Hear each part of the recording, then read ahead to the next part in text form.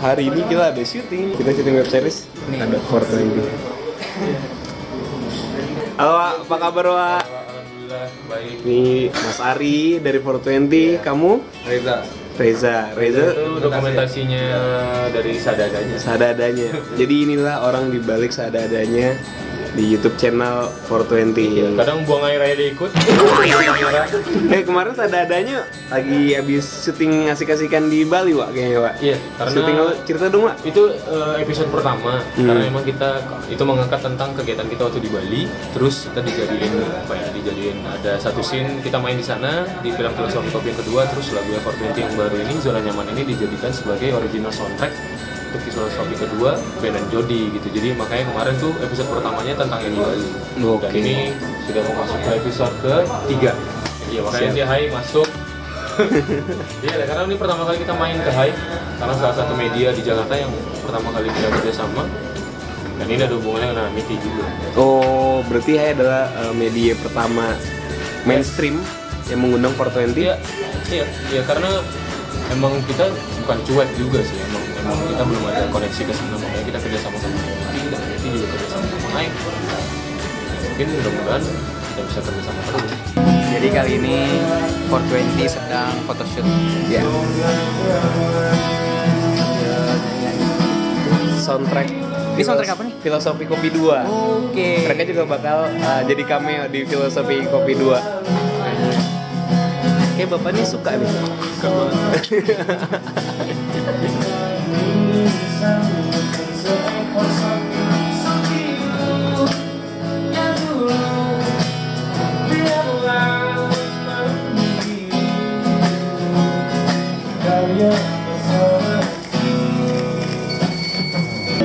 Ri, cerita dong kenapa bisa mendapat tawaran mengisi soundtrack Filosofi Kopi 2 dan ikut jadi cameo-nya gitu, ikut syuting.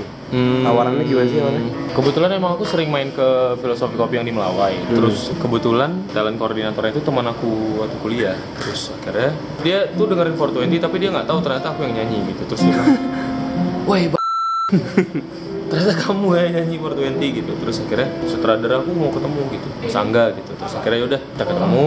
Tapi sehari sebelum kita ketemu tuh emang anak-anak tuh lagi biasa lah, kita biasa workshop dulu apa, karena kan ada persiapan. Terus akhirnya bikin satu lagu yang emang tadi judulnya belum ada. Terus emang buat nyindir orang kantoran lah gitu. Terus next day-nya kita ketemu sama Mas Angga, ngobrol bla bla bla. Dia bilang, "Ri, lagu aku tenang dijadiin salah satu lagu di scene gitu." Oh ya nggak apa-apa gitu. Terus tiba-tiba pas mau pulang dia bilang, "Ri, gue butuh satu lagu dong." Maksudnya, tolong bikinin, gue minta tolong buat bikinin satu lagu, nanti dijadiin original soundtrack gitu. Terus, tapi gue butuhnya cepat gitu. Terus akhirnya ada nih mas, gue ada lagu baru. Terus pada waktu itu kita record cuman pakai handphone. Terus kita dengerin nih ke dia langsung, "Nih mas, lagunya gini nih." Terus langsung, "Oke, ini dia nih." Bahkan itu belum di-tag di studio. Belum di-tag di studio. Terus lagu yang barusan dinyanyiin Zona Nyaman. Terus akhirnya liriknya belum kelar tuh. Ya maksudnya udah ada lah gambar draftnya ya? Iya, ada draftnya udah. Terus dia minta cepat kita kerjain bla bla bla. Akhirnya kita review ke dia. Terus oh nih dia nih. Akhirnya nggak lama abis itu dia nelfon lagi, dia bilang, "Ri, ke syuting yuk," gitu. "Ah, serius mas?" Tapi nggak pakai Oh, berarti satu demi satu tawarannya Iya, nggak berbarengan. Terus dia bilang, terus pertanyaan pertamanya adalah, "Nggak ada skripnya kan mas?"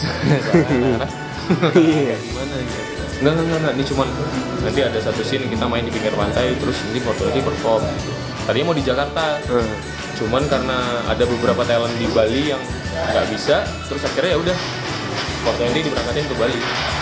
Akhirnya kita kerja bareng. Iya. Nah, kalau dari apa namanya, sebenarnya mungkin banyak yang penasaran gitu. Kenapa sih kalian memilih nama 420 dan awal mula kalian itu bisa bikin musik? Karena dulu lebih kenal di store dan distronya gitu ya. Iya. Bisa ceritain nggak sih, Ri? Awalnya emang bisnisnya clothingan, namanya 420. Kalau kalian pernah lihat baju ada 4. Itu awalnya emang di Jakarta ya? Iya, di Jakarta. Nah, itu emang teman-teman anak-anak rantau semua dari Sumatera pindahlah ke Jakarta. Terus akhirnya di dalam tongkrongan itu anak-anak itu suka main musik, ada fotografi, ada segala macam lah yang berhubungan dengan industri kreatif gitu. Terus akhirnya aku nemuin Roots, ada salah satu personel 420 yang nggak pernah muncul si Roots ini. Terus akhirnya si Robby bilang, udah kita bikin musik bareng yuk. Waktu itu belum ada studio. Terus akhirnya kita bikin studio, kita cicil bareng-bareng. Kita bikin lah pertama tuh Hitam Putih. Dari Hitam Putih Aku Tenang. Nah pas di Aku Tenang, ada anak-anak dari Society di Jakarta, dia bilang, Ri, gue bikinin video klip ya. Oke, dibikinin, kita nggak tahu tuh, maksudnya ya udah sambil jalan aja. Ternyata pas kita lihat viewersnya udah 1 juta berapa Di YouTube. di YouTube. Terus tiba-tiba udah orang mulai datang yang kayak, Ri, bikin album dong, bikin album. Ya udah. Cuman pada saat itu namanya belum 420. Itu tahun berapa tuh? 2011 2012 tuh kita udah mulai bikin musik, cuman nggak ada album, memang bikin audio untuk didengarin di mobil, buat didengarin di komputer. Itu home recording aja ya sebenarnya ya. Benar-benar seadanya aja gitu. Karena emang pada saat itu adalah keterbatasannya adalah alat. Memang seadanya aja. Terus akhirnya ya udah, sampai akhirnya ya udah bikin album. 2014 kita rilis.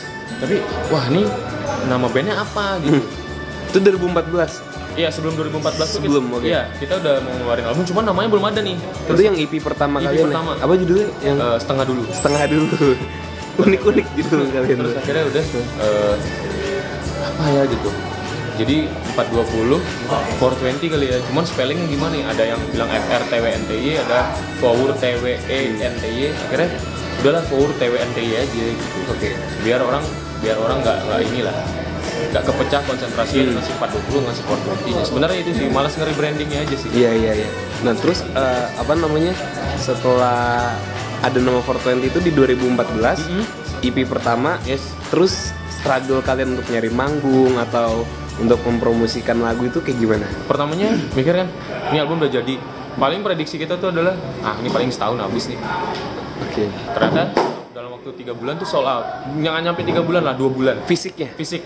Itu kalian jual di store aja Di sebenarnya? store aja. Nggak distribusi? kemana-mana, nggak distribusi. Itu berapa waktu itu cetaknya? Cuman 500. Sampai akhirnya CD itu sampai hari ini harganya ada yang dijual sampai 500.000. Oh no. Si setengah dulu iya, itu? Yang secondnya bisa sampai 2,5. Terus akhirnya ya udah kan, dari situ kekumpul modal.